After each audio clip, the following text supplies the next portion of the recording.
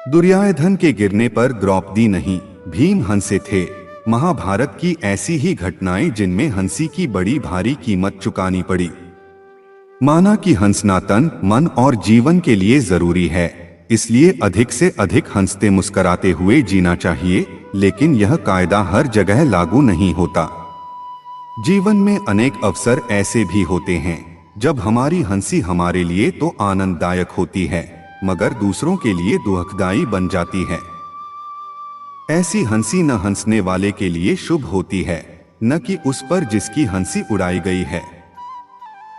हम जीवन में अक्सर छोटी छोटी हंसी मजाक के कारण मची बड़ी महाभारत को देखते रहते हैं, किंतु कभी भी उनसे सबक नहीं लेते, जबकि यह हास उपहास बनकर उन दोनों पक्षों के बीच कटुता ही बढ़ाता है। ऐसे में महाभारत की ये 4 कथाएं और उनसे हासिल होने वाले सबक हमें सिखाते हैं कि गलत समय और गलत व्यक्ति पर गलत ढंग और गलत नियत से हंसने की हमें और देश काल को कितनी भारी कीमत चुकानी पड़ सकती है। दुर्योधन का गिरना और भीम का हंसना। महाभारत में दुर्योधन और उसके भाई खलनायक माने जाते हैं, लेकिन लोगों को यह कम ही पता है कि कौरव पांडवों की दुश्मनी में भीम के मुंह का बड़ा हाथ था। भीम कौरवों की हंसी उड़ाने का मौका भी नहीं चूकते थे। भीम की इसी आदत ने पांडवों के प्रति बचपन से जलन रखने वाले दुर्योधन के मन में वैर की आग को और अधिक धधका दिया था। सभा पर्व की कथा के अनुसार राज्य के बंटवारे में युधिष्ठिर को खांडवप्रस्थ का क्षेत्र मिला था, जिसे श्री कृष्ण की कृपा से पांडवों ने सुंदर इंद्रप्रस्थ बना लिया था। इस नगर में मैदानव ने युधिष्ठिर के लिए एक अपूर्व महल बनाया था। इसकी खूबी यह थी कि उसमें जल में स्थल का और स्थल में जल का भ्रम हो जाता था। युधिष्ठिर के राजसूय यज्ञ में जब दुर्योधन इस महल को देखने पहुंचा, तब जमीन के धोखे में पानी में गिर गया। तब जले निपतितं दृष्ट्वा भीमसेनो महाबल जहां जहसुश्चैव किंकराश्च सुयोधमन, अर्थात दुर्योधन को जल में गिरा देख भीमसेन हंसने लग। माना जाता है कि तब द्रौपदी दुर्योधन पर हंसी थी, लेकिन सभा पर्व की मूल कथा के अनुसार इस घटना के समय युधिष्ठिर और द्रौपदी दोनों ही वहां नहीं थे। भीम के साथ तीनों छोटे भाई और श्री कृष्ण खड़े थे। दुर्योधन स्वभाव से जन्मजात चिड़चिड़ा था ही, उस अहंकारी को यह हंसी इतनी चुभी कि वह इसे कभी भूल न सका। अंततः यह हंसी भाई भाई के बीच महाभारत कराकर आंसुओं के साथ ही धुली। सबक: किसी के गिर जाने पर उसे दुर्योधन की तरह गमवार समझकर हम भी अक्सर भीम की तरह भूल कर जाते हैं, जबकि यदि हम सहायता न करें तो कम से कम श्री कृष्ण की तरह तटस्थ रहे। गिरे हुए का उपहास असल में न सही, मन में तो कुरुक्षेत्र सजा ही देगा। शकुनी की मदद से कौरवों ने जब जुए में पांडवों का सारा राज्य हथिया लिया, तब शर्त के अनुरूप 5 पांडव द्रौपदी को साथ लेकर वन के लिए निकले थे।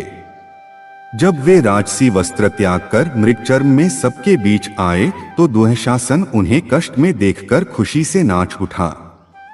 वह अपने बड़े भाई दुर्योधन के गिरने पर भीम द्वारा उड़ाया मजाक भूला नहीं था। बचपन से ही सारे कौरव भाई अधिक खाने और लड़ने के कारण भीम को बैल कहकर चिढ़ाते थे। उस समय भी पांडवों को दुर्दशा में पड़ा देख एव ब्रुवाण्मजनैर्विवासितं दुःशासनस्तं परिनृत्यति स्म मध्ये कुरुणा धर्मनिबद्ध मार्गे गौगौरति स्माहरयन् मुक्तलज्ज, अर्थात मृगचर्म धारण किए भीम को देखकर निर्लज्ज दुःशासन कौरवों के बीच में उनकी हंसी उड़ाते हुए नाचने लगा और ओ बैल पुकारने लगा। उस समय दुःशासन को मारने पर उतारू भीम को जैसे तैसे युधिष्ठिर ने रोका। इतिहास गवाह है कि दुःशासन की इस हंसी ने भीम को इतना भड़काया कि उन्होंने उसी घड़ी भावी युद्ध में उसे मारकर उसकी छाती का रक्तपान करने की नृशंस प्रतिज्ञा तक कर डाली। कि ही नहीं, अपितु 13.5 बरस बाद हुए युद्ध में उसे पूरी करके ही दम लिया। महाभारत में दुःशासन द्वारा पांडवों का उपहास एवं भीम, अर्जुन, नकुल, सहदेव द्वारा शत्रुओं को मारने की भीषण प्रतिज्ञा शीर्षक से पृथक अध्याय ही है, जो कदाचित इस तरह के बेढंगे नाच से बचने के लिए ही महत्व के साथ शामिल किया गया है। सबक: किसी के सुख में सुखी होना प्रेम है, किसी के दुख में दुखी होना करुणा है, मगर किसी के दुख में सुख पाना ईर्ष्या है। ईर्ष्या और अमर्ष से विपत्तिग्रस्तों पर हंसना दुःशासन की वृत्ति है। यह वृत्ति आत्मनाश ही नहीं करती, कुलनाशक साबित होती है। दुर्योधन की मुस्कान और मैत्रेय जी का शाप। दुर्योधन घोर अवज्ञाकारी और अहंकारी था। पांडवों के साथ जुए में हुए छल और चीरहरण के बाद युद्ध की धमकी देकर गए पांडवों से धृतराष्ट्र डरे हुए थे। उन्होंने भीष्म, द्रोण, कृप और गांधारी ने दुर्योधन को संधि के लिए बहुत समझाया, लेकिन वह राजी नहीं हुआ। वन पर्व के 10वें अध्याय की कथा है कि एक दिन महर्षि मैत्रेय जी हस्तिनापुर आए। वे वनवासी पांडवों से मिलकर लौटे थे और महर्षि वेदव्यास की प्रार्थना पर दुर्योधन को शिक्षा देने आए थे। महर्षि जब दुर्योधन को शांति का पाठ पढ़ा रहे थे, तब उरु गजकराकारं करेणाभिजघांस।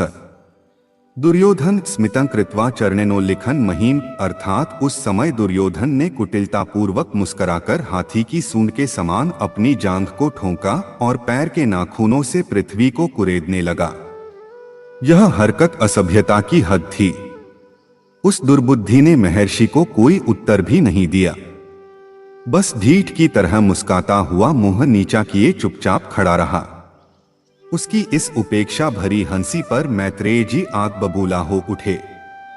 इतना कि उन्होंने धृतराष्ट्र के सामने ही जल का आचमन करके दुर्योधन को शाप दे दिया, जा, तेरे द्रोह के कारण बड़ा भारी युद्ध छिड़ेगा। उसमें बलवान भीम अपनी गदा की चोट से तेरी जांघ को तोड़ देंगे। वन पर्व का यह शाप शल्य पर्व की युद्ध कथा में सिद्ध हो ही गया। महर्षि ने जाते वक्त चेताया था कि यदि पांडवों से शांति संधि कर ली तो शाप का असर न होगा, मगर दुर्योधन अंत तक न माना। सबक: जो बड़ों की बात मानते हैं, उन्हें छोटों की लात नहीं खानी पड़ती है। जब बड़े अच्छी और भले की शिक्षा दे रहे हों, तब असहमति के बावजूद हंसी नहीं उड़ाना चाहिए। ऐसी हंसी उन्हें क्रोधित कर सकती है। क्रोध में शाप मिलते हैं, जो सामर्थ्य के बावजूद पराजय का मूल कारण बन जाते हैं। ऋषियों से मजाक और पूरे यदुवंश का नाश। महाभारत का मौसल पर्व स्त्री पर्व से भी अधिक दारुण माना गया है, इसलिए कि इसमें महाभारत के महानायक श्री कृष्ण के कुल के नाश की अति करुण कथा है, जो केवल उद्दंडता में ऋषियों के साथ हंसी मजाक के कारण शापित हो मारे गए। कथा के अनुसार एक समय महर्षि विश्वामित्र, कण्व और नारद आदि द्वारका आए हुए थे। तब यदुवंश के अभिमानी राजकुमारों की एक टोली को ठिठौली सूझी। दैव के मारे सारण आदि वीर श्री कृष्ण और जामवंती के बेटे सांब को गर्भवती स्त्री का स्वांग बनाकर ऋषियों के पास ले गए। उन्होंने बनावटी विनम्रता के साथ जब ऋषियों से पूछा कि इसके गर्भ से क्या उत्पन्न होगा, तब ऋषिगण क्रोधित हो उठे। ऋषियों ने राजकुमारों को शाप दिया कि स्त्रीवेश वाला यह पुरुष सांब एक भयंकर मुसल पैदा करेगा, जो यादवों के विनाश का कारण बनेगा। जब मजाक भारी पड़ा, तब राजकुमारों को होश आया और वे डरे। उन्होंने लोहे के उस मुसल को बारीक पीसकर समुद्र में फेंक दिया था। उसी के असर से वह विषैली और धारदार घास उगी थी, जिससे एक दूसरे को मारते हुए सारे यादव यमलोक पहुंच गए।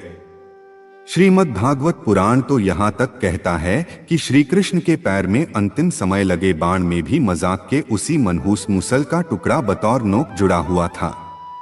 द्वारका के प्रभास तीर्थ क्षेत्र में आज उस स्थान पर एक सुंदर मंदिर भी है, जहाँ मान्यता के अनुसार श्री कृष्ण को बाण लगा था।